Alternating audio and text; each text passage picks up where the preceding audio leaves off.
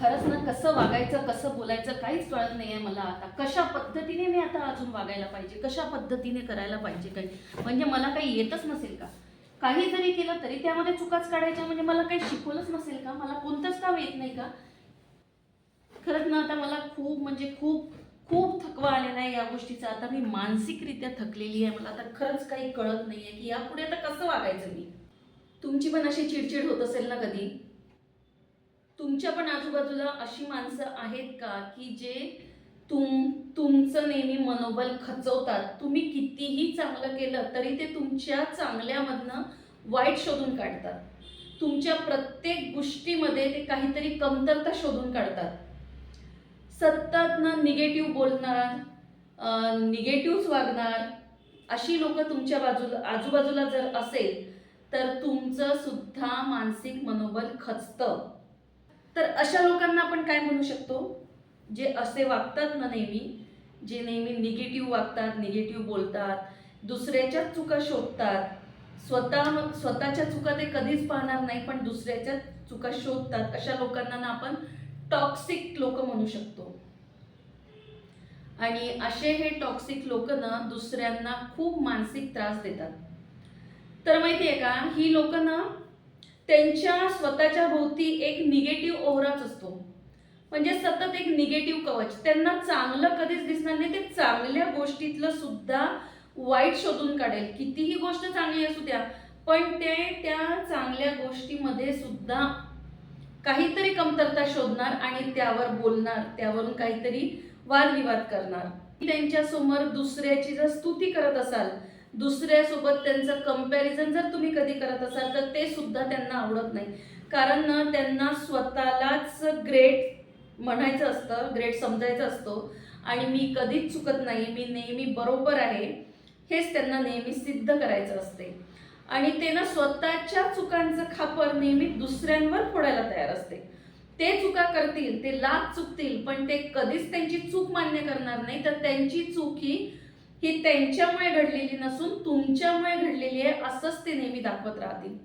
आणि ना मग अशा लोकांसोबत आपल्याला डील करणं, म्हणजे आपण त्यांच्याशी कसं वागावं ना, हे खूप म्हणजे खूप कठीण गोष्ट होऊन जाते.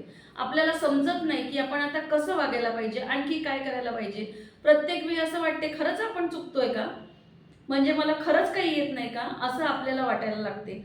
त्यांना आपल्यातला सक्सेस त्यांना सहन होत नाही. जर तुम्ही काहीतरी चांगलं करत असेल ते तुम्हाला कधीच, ते तुम्हाला तुमच्या सक्सेससाठी म्हणा किंवा तुम्ही जर काही चांगलं काम करत असेल तर त्यासाठी तुम्हाला ते प्रोत्साहन कधीच देणार नाही. उलट तुम्ही जे करताय ना ते कसं चुकीचं आहे हे दाखवण्याचा नेहमी तुम्हाला प्रयत्न करत राहतील. तर अशी ही ना टॉक्सिक लोक असतात. अशी लोक ओळखणं आणि त्यापासून स्वतःला सावध करणं हे खूप गरजेचं आहे. आता अशी लोक जर बाहेरची असतील तर ठीक आहे, आपला त्यांच्याशी जास्त संबंध येत नाही. पण अशी लोक जर आपल्या घरातच असतील, आपला आणि त्यांचा 24 तासाचा जर संबंध येत असेल तर मग मात्र आपण मानसिकरित्या खूप थकू शकतो. तर अशा वेळी काय करायचं? आता ही लोक तर बदलणार नाहीये आणि आपण त्यांना खूप प्रयत्न करतो बदलण्याचे, त्यांचा स्वभाव बदलण्याचे, त्यांच्या बऱ्याच गोष्टी बदलण्याचं, त्यांना चांगल्या गोष्टी सांगून एक आपण विचार करतो की पॉझिटिव्ह वेवनी, या म्हणजे पॉझिटिव्ह दृष्टीने यांनी पाहायला पाहिजे. पण ते तसं होत नाही. आपण खूप प्रयत्न करतो पण तसं होत नाही. तर ना ही टॉक्सिक लोक कधीच बदलणार नाहीये. त्यासाठी ना आपल्याला बदलणं गरजेचं आहे. ती बदलत नाही पण आपल्याला बदलणं गरजेचं. आता आपल्याला बदलणं गरजेचं आहे म्हणजे काय? तर ना ते जे काही बोलतात, जे काही निगेटिव्हिटी किंवा नकारात्मकता जे काही बोलतात, तर ती प्रत्येक गोष्ट पर्सनली ना स्वतःला लावून घ्यायची नाही.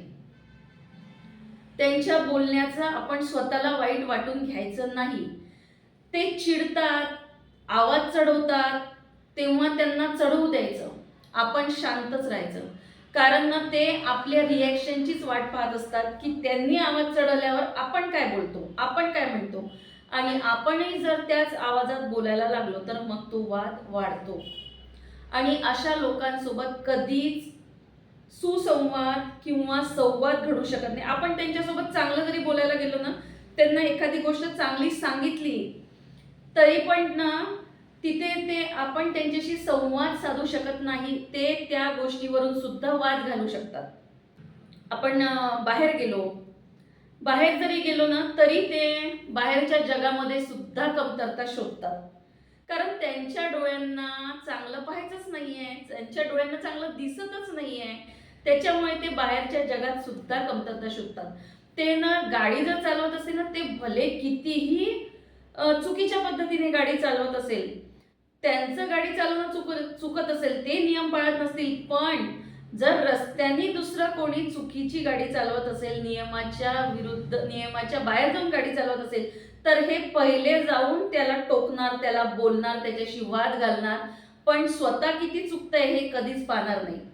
ते तिथे हुज्जत घालणार, पण आपण सुद्धा चुकीचं आहोत, आपण सुद्धा गाडी व्यवस्थित चालवत नाही हे ते कधीच पाहणार नाही, पण दुसऱ्याला ते पटकन सांगणार की तू असं असं करतोय, त्याच्याशी जाऊन ते वाद घालणार. आणि कधी पण त्यांचं म्हणजे त्यांच्या बोलण्यात सतत ना एक प्रकारची निगेटिव्हिटीच, कधीच ते चांगलं बोलू शकत नाही. म्हणजे कितीही जरी चांगलं त्यांच्या पुढे असेल ना, कितीही चांगले पंचपक्वान जरी तुम्ही त्यांच्या पुढे मांडले ना, तरी ते सुद्धा त्याच्यात कमतरता शोधतील की हे असंच झालं, हे तसंच झालं, याच्यामध्ये मीठच कमी आहे, यापेक्षा तर मी कितीतरी पटीने चांगलं बनवू शकतो. एखाद्या कार्यक्रमात गेले, एखाद्या लग्नात गेले, तिथे सुद्धा हे ना कमतरता शोधतील. काय त्या लोकांनी तर काही सोयच केली नाही, काही व्यवस्थाच केली नाही, पदार्थ तर असेच होते, तसेच होते. म्हणजे हे कुठेही जरी जातील तर ते आपली निगेटिव्हिटीज पसरवतात. ते कधीच कुठल्या गोष्टीमधलं चांगलं पाहू शकत नाही. तर अशी नाही भयंकर टॉक्सिक लोक असतात आणि याचा ना आपल्याला खूप त्रास होत असतो. आपण मानसिकरित्या थकतो. आपल्याला म्हणजे कधी कधी तर आपल्याला नैराश्य सुद्धा येऊ शकते. कारण जर सतत आपल्यामधल्या चुका म्हणजे आपल्या प्रत्येक कामामधली जर चूक दाखवली जात असेल, प्रत्येक गोष्टीमधली, तुला हे जमतच नाही, तुला शिकवलंच नाही का, तुला हे येतच नाही, जर असं जर प्रत्येक वेळी बोलल्या जात असेल ना, तर तुमच्यामध्ये डिप्रेशन येऊ शकतं आणि आपलं जे मनोबल आहे ना ते म्हणजे कमी होतं, खचायला लागतं अशा सगळ्या गोष्टींमुळे. तर ना अशा लोकांपासून म्हणजे एका हाताचं अंतर ठेवून राहिलेलं कधीही चांगलं आहे. आता हे डिस्टन्स ठेवायचं म्हणजे कसं, जेव्हा ते बोलतात आहे ना त्यांना बोलू द्यायचं, पण आपण रिॲक्ट व्हायचं नाही. आपण शांतच होऊन ऐकायचं. ते जे काही बोलतात बोलू द्या, त्यांचं बोलणं ऐकून घ्यायचं. त्यांच्या कुठल्याच गोष्टीला रिॲक्ट व्हायचं नाही. सगळ्यात महत्त्वाचं, कुठल्याच गोष्टीला रिॲक्ट व्हायचं नाही. आणि ना अशा लोकांसोबत कमी बोललेलं चांगलं. कारण बोलून काही फायदा नाही. आपण बोललो तरी ते वादच घालणार आहे, आपण काही चांगलं सांगितलं तरी ते वादच घालणार आहे. त्यापेक्षा ना कमी बोललेलं केव्हाही चांगलं, म्हणजे वाद होणार नाही, वाद कमी होतील. आणि आपला स्वतःचा सेल्फ रिस्पेक्ट आपण जपला पाहिजे. प्रत्येक वेळी आपण आपला अपमान करून घेण्यासाठी तर काही आलेलं नाही आहे. प्रत्येक वेळी ते सगळ्या गोष्टीत जर आपला अपमान करत असेल तर ते आपण तर नेहमी आपण सहन करू शकत नाही. त्यापेक्षा ना त्यांना काही सांगायचं नाही, काही बोलायचं नाही. तुम्हाला जे करायचं आहे ते करा, त्यांना जे करायचं आहे ते त्यांना करू द्यायचं. कारण ना अशा लोकांना डील करणं खूप कठीण जातं. त्यासाठी ना ही लोक तर कधीच बदलत नाही. तर मग आपल्याला स्वतःमध्ये बदल करणे गरजेचं आहे. तर तेव्हा ना आपल्या आजूबाजूला जे अशी लोक जर असतील ना, तर अशी लोक ओळखा आणि त्यांच्यापासून एक अंतर ठेवून राहा. त्यातच आपलं भलं आहे. आपण त्या मानसिकरित्या स्ट्रॉंग राहू शकतो जर अशा लोकांपासून आपण एक अंतर ठेवून राहिलो तर. कामापुरतं काम ठेवा, जास्त त्यांच्याशी काहीही बोलायला जाऊ नका, कुठेच काही त्यांना सांगायला जाऊ नका, कारण त्या गोष्टीचा काही फायदा नाही. ते तुमच्यातलं तुम्ही काही जरी सांगायला गेले ना तरी ते त्याच्यामधलं काहीतरी कुचपट काढणार आणि त्यावरून ते बोलणार आणि मग आपली मानसिक स्थिती खराब होणार. तर अशा ह्या गोष्टी टाळण्यासाठी अशी लोक ओळखा आणि त्यांच्यापासून एका हाताचं अंतर ठेवून वागा. तर अशी ही लोक असतात आणि तुमच्या पण आजूबाजूला अशी लोक आहे का, आणि असतील तर तुम्ही त्यांच्याशी कसं डील करता. आणि जर तुम्हाला खरंच हा माझा व्हिडिओ महत्त्वपूर्ण वाटला असेल की आपल्यासोबत पण असं होतं, तर ना हा व्हिडिओ इतरांना सुद्धा शेअर करा.